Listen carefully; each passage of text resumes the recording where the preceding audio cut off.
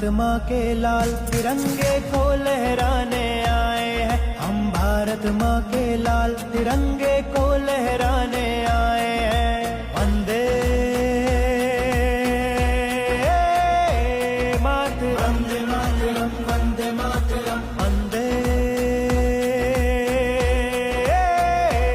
मातरम, वंदे। यहाँ की माटी है सोना, यहाँ का पानी अमृत है, यहाँ की हवा में है खुशबू, ये हिंदुस्तान की धरती है। नहीं झुकाना कभी झुकेगा, देश बताने आए हैं।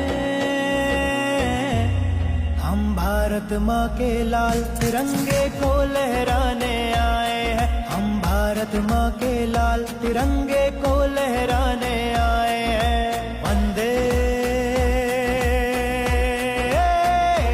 मातरम, वंदे मातरम, वंदे मातरम, वंदे मातरम।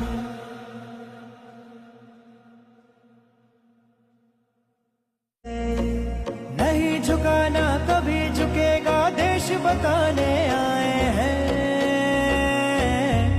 हम भारत माँ के लाल तिरंगे को लहराने आए हैं। हम भारत माँ के लाल तिरंगे को लहराने आए हैं। वंदे मातरम, वंदे मातरम, वंदे।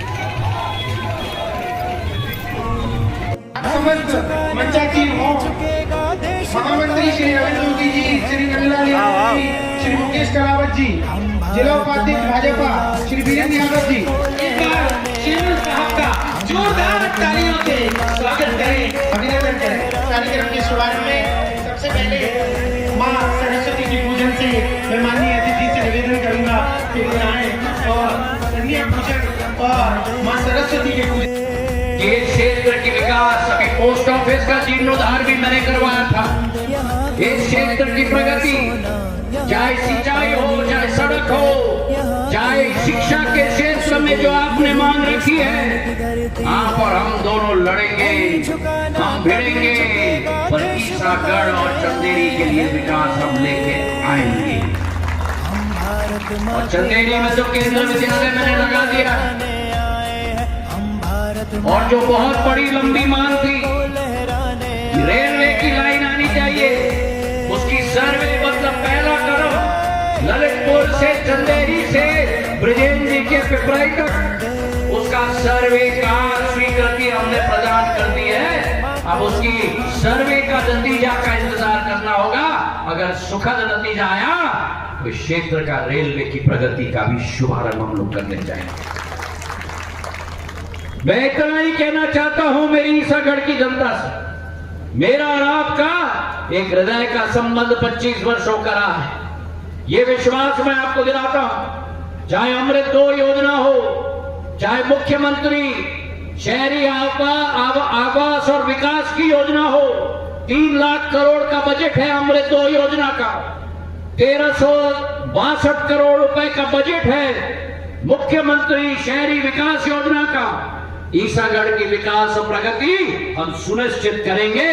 बोलो मेरे साथ, भारत माता की, भारत माता की, भारतीय सेना की, भारतीय सेना की। बहुत बहुत धन्यवाद। जय हिंद, जय भारत।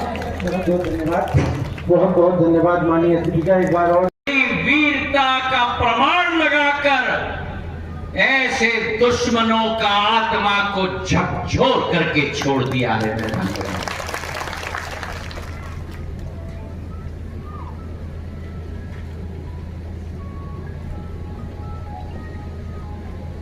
ये नया भारत का प्रमाण है। ये वो भारत है जो पिछले 10 वर्षों में अपनी मेहनत के आधार पर एक एक नागरिक, एक एक मेरी बहना की मशक्कत परिश्रम के आधार पर आज वो भारत पिछड़ा हुआ देश विश्व में नहीं है। आज वो भारत 11वीं आर्थिक शक्ति नहीं है। आज वो भारत जो कल तक मैं कहता था 5वीं बड़ी आर्थिक शक्ति नहीं है। पिछले हफ्ते हमने जापान को भी पीछे छोड़ दिया। अब भारत 4थी बड़ी आर्थिक शक्ति पूरे विश्व में बन गई। ये नया भारत का परिचय इस बार मेरी भारत की सेना ने आक्रांताओं को और दुश्मनों को दे दिया है। ये सोचते थे कि भारत में हड़कंप मचेगा, भारत को भटकाने की कोशिश करेंगे, पर प्रधानमंत्री जी ने कह दिया था कि मैंने सेना को संपूर्ण स्वतंत्रता दे दी है, संपूर्ण स्वतंत्रता दे दी है इन आतंकवादियों को जवाब देने के लिए। और 9 आतंकवादियों के घरों को भारत की आत्मनिर्भर बमों ने और मिसाइल ने, जो इन्होंने सोचा था कि महिलाओं का, मेरी दीदियों का सिंदूर उजाड़ेंगे, उनको जमीन के 50 फुट नीचे गाड़ के छोड़ दिया मेरे भाइयों ने।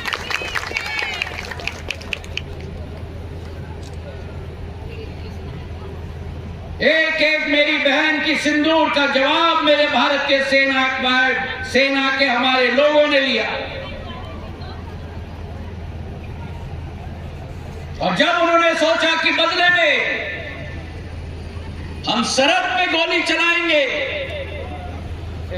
सरहद पे श्रीनगर से, जम्मू से, बाड़मेर से जैसलमेर तक ड्रोन भेजेंगे, प्रधानमंत्री जी ने बोला कि उधर से अगर गोली आएगी तो इधर से गोला जाएगा, उधर से अगर गोली आएगी तो इधर से बोला जाएगा। अरे दम से ईसागढ़, इधर से बोलो मेरी दीदियां, इधर से गोला जाएगा। उन्होंने सोचा कि अगर सरहद पर फायरिंग कर दी, ड्रोन भेज दिया, और ये भूल गए कि जैसे खेल के मैदान पर सामने वाला खिलाड़ी को भेजना है गोल लगाने के लिए। वह इतिहास देखी है, अनेक भारत माता के वंशज जिन्होंने देश की एकता अखंडता बनाए रखने के लिए इस गढ़ से आक्रांताओं का सामना किया, उनका इतिहास इस गढ़ के दीवारों में। सरकार की तमाम योजनाएं उनको समझना चाहिए और ध्यान देना चाहिए हमारे जीवन में। भारत माता, जिस भारत माता की जय घोष की अलख निकलती है, 140 करोड़ नागरिकों के कंठों से हमारा जीवन का औचित्य, हमारी देश की एकता और अखंडता बनाए रखने का औचित्य जो 100 साल पुराना नहीं है, 500 साल पुराना नहीं है, हजारों साल पुराना है। छत्रपति शिवाजी महाराज की सोच, जिन्होंने हिंदवी स्वराज का झंडा गाड़ के रख दिया था देश के अंदर, आक्रांताओं के बाजू और आक्रांताओं की आत्मा झकझोर करके छोड़ दिया था। आज प्रधानमंत्री नरेंद्र मोदी जी के नेतृत्व में नहीं झुकाना कभी झुकेगा देश बताने आए हैं। भारत माँ के लाल तिरंगे को लहराने आए हैं। हम भारत माँ के लाल तिरंगे को लहराने आए हैं। मंदिर से 60-70 मीटर की ही दूरी पर स्थित है। वहाँ पर पार्किंग व्यवस्था की गई है। आप सभी अपने वाहन पार्किंग में ही लगाएं, जिससे कि श्रीमंत के आगमन के समय